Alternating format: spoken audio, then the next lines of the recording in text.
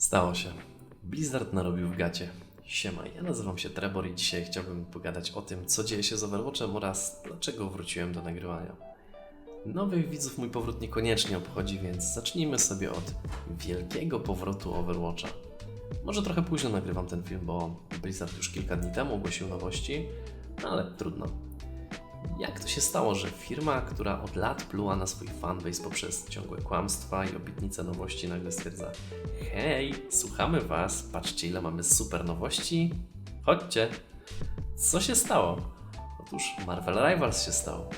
Przez lata żaden tytuł nie był w stanie choćby zbliżyć się do sukcesu Overwatcha, a tu nagle po latach kłamstw pracownicy Blizzarda wstają sobie rano jak co dzień, a tu serwery puste. Puste jak ich portfele, bo prawda jest taka, że skoro kasa płynęła, po co dodawać nowy content? No niestety w końcu pojawił się realny konkurent, no i szambo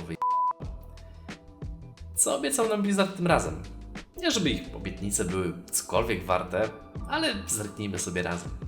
Perki, czyli zestawy umiejętności, które wybieramy w trakcie trwania meczu. Spoko, fajnie, naprawdę niezły pomysł. Co prawda znany już z wielu innych gier, ale wciąż spoko. Z drugiej strony niesamowicie bawi mnie, że Blizzard poszedł naprawdę po najmniejszej linii oporu i będą do wyboru perki, które przywracają umiejętności postaci sprzed reworków. Jak na przykład tarcza Orisy, która w pewnym momencie była dosłownie przekleństwem tej gry. Jestem przekonany, że nie będzie to jedyny skill, który wróci, bo hej, po co wymyślać coś nowego, skoro można przywrócić to, co już wcześniej nie działało? Serio, to pokazuje, jak bardzo obsrany jest Blizzard i jak bardzo im się śpieszy do tego, żeby dać coś nowego, tylko po to, żeby gracze im nie uciekli. Co dalej? Nowy tryb Stadion. Tutaj przyznaję, widać, że się postarali i widać, że pracowali nad tym od lat. W dwóch słowach to ma być taki mega losowy tryb z masą modyfikatorów postaci, tak aby gra była powiedzmy świeża. Ba, pojawi się nawet opcja grania w trybie trzecioosobowym. A wiecie, jaka ostatnio wydana gra ma widok z trzeciej osoby? Marvel Rivals. Nowe postacie. Powiem tak, żenada, absolutna żenada. Powody kryzysu Overwatcha są różne, ale zapowiedź nowej postaci, gdy pali ci się dupa, to trochę mało. Jedno, że Blizzard miał wydawać dużo więcej postaci już kiedyś, a tego nie robił. A dwa, że jak zaczęli je w końcu wydawać, to powiem wprost, no uważam, że niemal każda nowa postać w Overwatch 2 jest skrajnie nieinteresująca gameplayowo, ale w taki okrutny sposób. Wręcz niektóre z nich były obrzydliwie nudne, a jednocześnie na tyle mocne, że trzeba było nimi grać, jak chociażby Mauga na premierę. Plus projektowo też nie są ciekawe w jakikolwiek sposób. Już nie mówię o tym, że nagle co druga postać była, powiedzmy, nie wiem, niebinarna, panseksualna. Ja naprawdę mam to w dupie, ale kiedy każda postać, która wychodzi, jest powiedzmy innej seksualności niż domyślna, to jest to lekko irytujące. No ale dobra, bo odbiegłem od tematu. Lootboxy. Autentycznie mnie to rozbawiło. Jest to kolejna rzecz, która wraca względem oryginalnego Overwatcha. I pewnie nie każdy z Was doświadczył tych lootboxów w oryginalnym Overwatchu. Dajcie znać, czy w ogóle ktoś z Was grał tak dawno temu. Ale lootboxy wracają. Bawi mnie to na przykład dlatego, że XQC kiedyś odpalił Overwatcha i jego wielka kolekcja została automatycznie otwarta. Chłop miał chyba 1000 czy 1200 lootboxów, także cóż. Nie mam zdania, czy to dobrze, czy źle, że lootboxy wracają. Generalnie bardzo dobrze wspominam czasy tych skrzynek, bo dużo się wtedy grało, to miało się dużo skinów, to była bardzo prosta logika. Normalnie skrzynki dropiły, nie trzeba było do tego żadnych płatnych kluczy, ani nic, żeby je otworzyć, więc jeśli się dużo grało, miałeś skiny. Spoko, naprawdę. Nowe skórki. Mech, jakieś galaktyczne bronie, nudy. No, tego typu skórki chyba w Valorancie są. Powiedzmy, ktoś się może jarać, ale no bez przesady. No to trzeba robić content gameplayowy, a nie kosmetykę z jaj. Bany i głosowania na mapy. Ciekawe, jaka ostatnio wydana gra, która osiągnęła duży sukces, ma system banowania?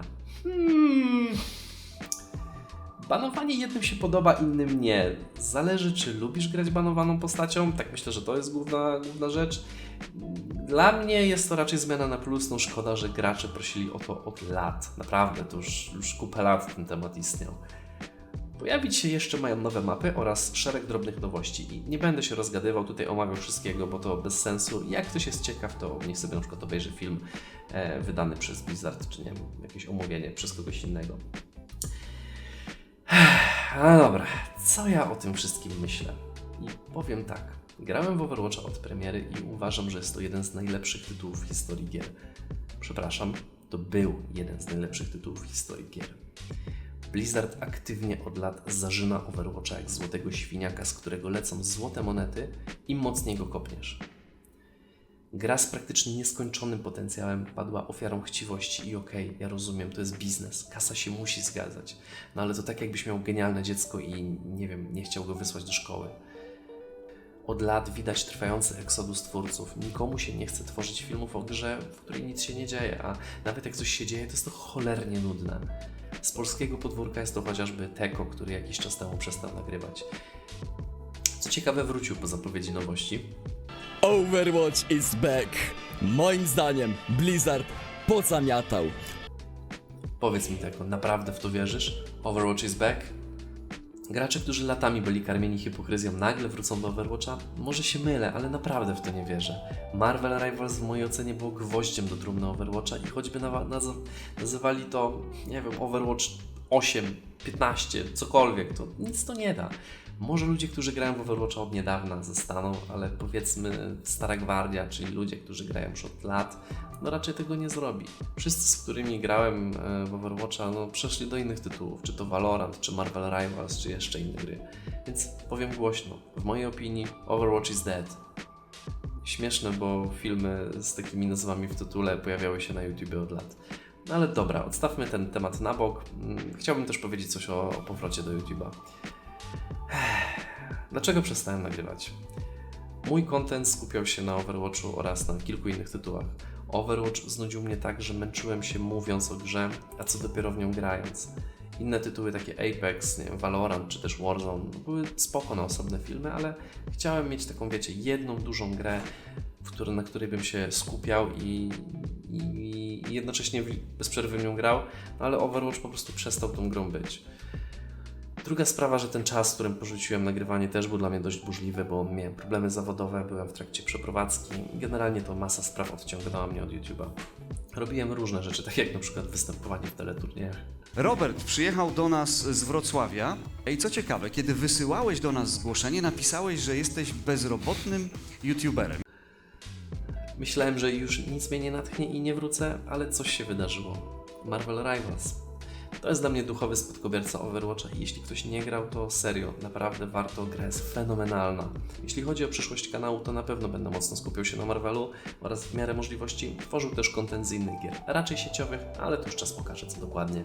Lubię gry singlowe, ale pewnie o nich zacznę nagrywać, jeśli będzie Was tu trochę więcej, bo bez sensu, żebym, nie wiem, ogrywał grę w 50 godzin i robił z niej materiał dla, nie wiem, 20 osób. Jak mi pójdzie, to czas pokaże, ale chciałbym Wam powiedzieć jedno. Bardzo dziękuję wszystkim, którzy czekali na mój powrót, bo niektóre komentarze były naprawdę mega motywujące i dlatego też właśnie chcę nagrywać. Nie będę się rozczulał, więc powiem tylko tyle. Dzięki za oglądanie i widzimy się w kolejnym. Nara!